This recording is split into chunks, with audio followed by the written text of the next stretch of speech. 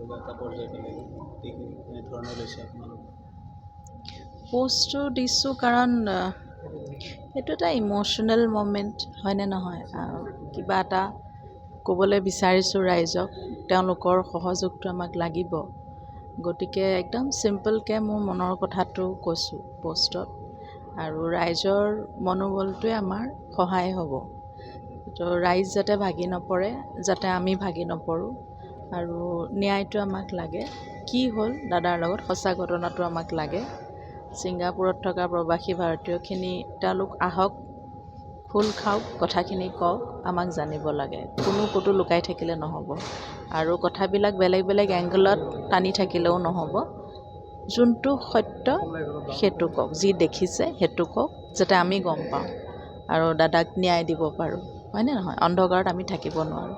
বছ সেইটো কাৰণেই পষ্টটো দিছিলোঁ, সিমানে। তদন্তটো এতিয়া কেনেকুৱা পৰ্যায়ত আছে, আপোনালোকৰ লগত যোগাযোগ কৰিছিল? তদন্ত তেওঁলোকে যেতিয়া আমাক দৰকাৰ হয় তেওঁলোকে নিশ্চয় যোগাযোগ কৰে, আৰু তেওঁলোকে খুব সুন্দৰভাৱে পৰিকল্পিতভাৱে আৰু খুব চিনচিয়াৰলি কৰি আছে কামখিনি। গতিকে আমি বিচাৰিছোঁ আৰু অকণমান খৰতকীয়া হওক, যাতে সোনকালে আমি তদন্তটো শেষ হয় আৰু ন্যায় পাওঁ, সিমানে। শেখৰ আৰু সিদ্ধাৰ্থৰ বিৰুদ্ধে আপুনি কেনেধৰণে লৈছে বা তেখেতসকলে কি ধৰণৰ? মই ল'বলৈ একো নাই, এইটো আপোনালোকৰ চবেই দেখিছে আৰু ভিডিঅ'ত ওলাই আছে কথাখিনি। এতিয়া মই বেলেগকৈ ক'বলৈ একো নাই। এটা কথা ক'ব, যিহেতু অসমৰ ৰাইজে যাৰ ন্যায়টো বিচাৰি আছে, এই ন্যায়টো কোনোবা একাংশই অন্যফালে ঢাল পাব চেষ্টা কৰিছে নেকি, বা এনেকুৱা অনুভৱ হয় নেকি? সেইটো মই ক'বলৈ নাযাওঁ। মানুহবোৰৰ ফ'কাছটো যাতে আঁতৰি নাযায়, মই সেইটোৱে ৰিকুৱেষ্ট কৰিছোঁ। আপোনালোকে মূল ন্যায় পোৱাৰ কথাটোলৈ ফ'কাছটো ৰাখক, আৰু তেতিয়াহে তদন্তটো সম্পূৰ্ণ হ'ব সোনকালে। নহ'লে বেলেগ বেলেগ ডিৰেকশ্যনত নিলে এইটো বহুত দীঘলীয়া হ'ব। আধৰুৱা সপোন জুবিনদাৰ বহুতখিনি আছিলে, এই ক্ষেত্ৰত পূৰণ কৰিবৰ কাৰণে কেনেকুৱা ধৰণৰ আপোনালোকে সেইটো আমি পৰিয়ালৰ মানুহ, দাদাৰ লগত কাম কৰা টীমৰ মানুহ চবেই একদম যিমান পাৰে চেষ্টা কৰিছে তেওঁৰ আধৰুৱা সপোনখিনি পূৰা সম্পূৰ্ণ কৰিবলৈ। আমি কৰি যাম। তেওঁ যি ভাবিছিলে, প্লেন কৰিছিলে, একৰ্ডিংলি আমি কামখিনি প্লেন কৰি আগুৱাই লৈ যাম। নেক্সট বছৰবিলাকতো আমি চেষ্টা কৰিম তেওঁৰ কামবোৰৰ মাজেৰে তেওঁক জীয়াই ৰাখিবলৈ। Thank you. মই অফিচত আছোঁ যে মই গম পোৱা নাই। ৰিলিজ দিব বুলি গম পাইছিলোঁ, হয়, চিনেমাখনৰ। হয় হয়। আজি অন্তিম মুহূৰ্তখিনি শ্বুট কৰা হৈছে ইয়াতে, কেনেধৰণৰ কি? তাৰমানে আমাৰ জুবিনে যেতিয়া চিনেমাখন চাইছিলে, আমাৰ আৰু এজন আমাৰ অভিনেতা আছিলে জয় কাশ্যপ, তেওঁৰ এটা ইন্ট্ৰডাকশ্যন শ্বট আছিলে। সেই শ্বটটো আমি আগতে যেনেদৰে লৈছিলোঁ, জুবিনৰ অকণমান অপচন্দ আছিলে।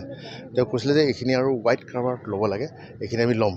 গতিকে সেই শ্বটখিনি আজি আকৌ লৈ আছোঁ। আমি এইখিনি ৰিশ্বুট আচলতে, এইটো ৰুইজনহে আগতে কৰিছিলোঁ, কিন্তু জুবিনৰ ইচ্ছা আছিলে এইখিনি ৰিশ্বুট কৰি আৰু ঠিক কৰা। গতিকে তেওঁৰ আশাক সন্মান জনাই আমি আজি আকৌ সেইখিনি ৰিশ্বুট কৰিছোঁ। আৰু বাকী আছে আৰু কিবা কাম? নাই, এইখিনি আজি ৰিচিপ্টটোৱে আছিলে 1-1.5 মিনিটমানৰ কাম। সেইখিনি আজি কৰি আছোঁ আমি আজি ৰয়েল গ্লোবেল ইউনিভাৰ্চিটিত। আজি এটা গান মুকলি কৰা হৈছে, যিটো গান মোৰ মন বুলি ছবিখনৰ এটা গান আছিলে, যিটোৰ গীত জুবিন গাৰ্গে নিজে গাইছিলে, লিৰিক্সো তেওঁৰে, কম্প'জিশ্যনো তেওঁৰে। আজি আমি প্ৰথমবাৰৰ বাবে ৰাইজৰ কাৰণে আমি মোৰ মন গানটো ইতিমধ্যে অডিঅ' প্লেটফৰ্মত ৰিলিজ কৰিছোঁ, আৰু আজি সন্ধিয়া 5টা বজাৰ পিছত তাৰ যিটো ভিডিঅ'টো আছে সেই ভিডিঅ'টো আমি ৰিলিজ কৰি দিম, 5টা বজাত মুকলি কৰি দিম। আপুনি আগতেও কৈছে, তথাপিও এবাৰ পুনৰবাৰ সুধিছোঁ, যিখিনি জুবিন গাৰ্গৰ আধৰুৱা কাম আছে চিনেমাখনত, সেইখিনি কেনেদৰে কি কৰা হ'ব আগলৈ, কি পৰিকল্পনা কৰিছে? আধৰুৱা কাম গোটেইখিনি হৈয়ে গৈছে এতিয়া কমপ্লিট। এতিয়া আমাৰ কালাৰ কাৰেকশ্যনৰ কাম চলি আছে, বেকগ্ৰাউণ্ড মিউজিকৰ কাম চলি আছে, আৰু ইফালে মিক্সিঙৰ কাম চলি আছে, ছাউণ্ড ডিজাইনিঙৰ কাম চলি আছে। সেইখিনি খুব সুন্দৰভাৱে চলি আছে, আৰু আমি যিটো ডেট আশা কৰিছিলোঁ, জুবিনে যিটো ডেট আশা কৰিছিলে 31 অক্টোবৰ, আমি ছবিখন 31 অক্টোবৰ তাৰিখে ৰিলিজ কৰিবলৈ সক্ষম হ'ম। আৰু ডাবিঙক লৈ পেলাই অলপ কথা ওলাই আছে। ডাবিংটো জুবিন গাৰ্গৰ নিজৰ ভইচখিনি ক্লিয়াৰ হৈ আছে, গতিকে এতিয়া আমি সেইটো ভয় খাব লগা একো কাৰণ নাই।